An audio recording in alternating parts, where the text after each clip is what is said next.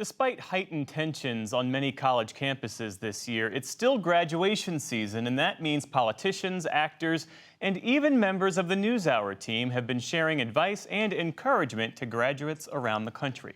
Here are some of the life lessons this year's commencement speakers passed on to the class of 2024. I've never seen this many young people so thrilled to be on a Jumbotron.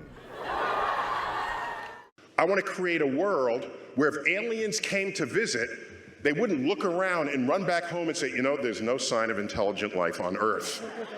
Make decisions in the interest of our health, our wealth, our security, so that subsequent generations can look back on you, on us, and be proud of the decisions we have made and not ashamed of them.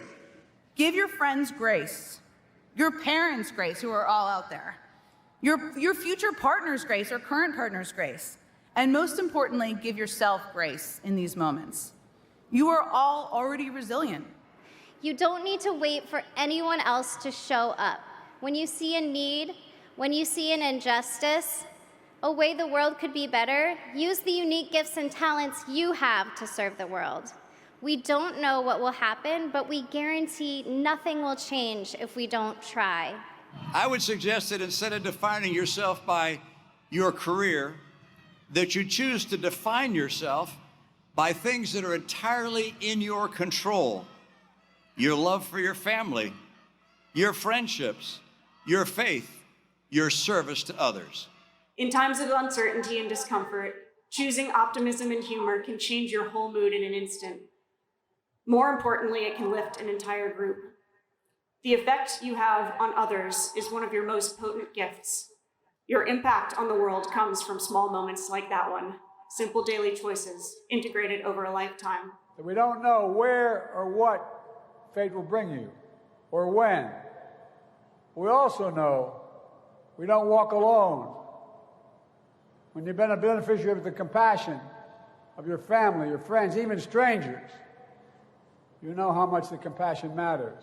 In every relationship, in every negotiation, in order to move forward and accomplish anything meaningful, someone lowers their shield first, brings down their ego, the defense mechanism, then others follow.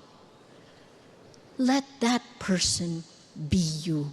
Choose honor over hypocrisy, virtue over vulgarity, discipline over dissipation, character over cleverness, sacrifice over self-indulgence. What a wise person says is the least of that which they give.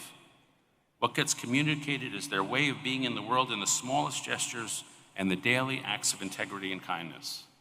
The message is the person.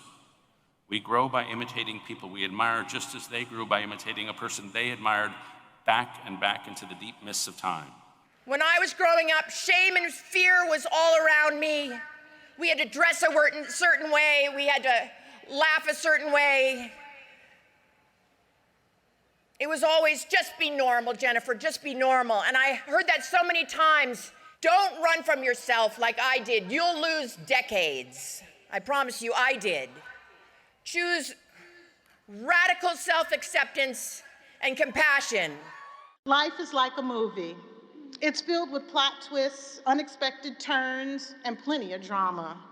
Whatever path you have chosen, seek out the details that add color, pattern, and texture to your stories.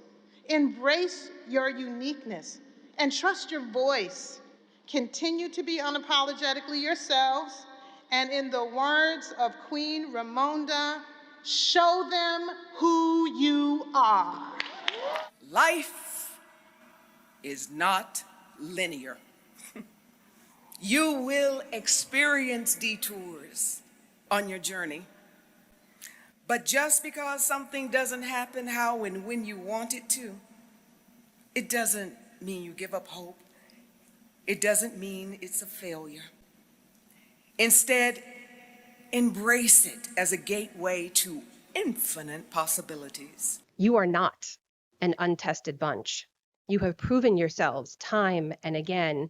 You have risen to the challenges presented. And now it is time for you to rise again.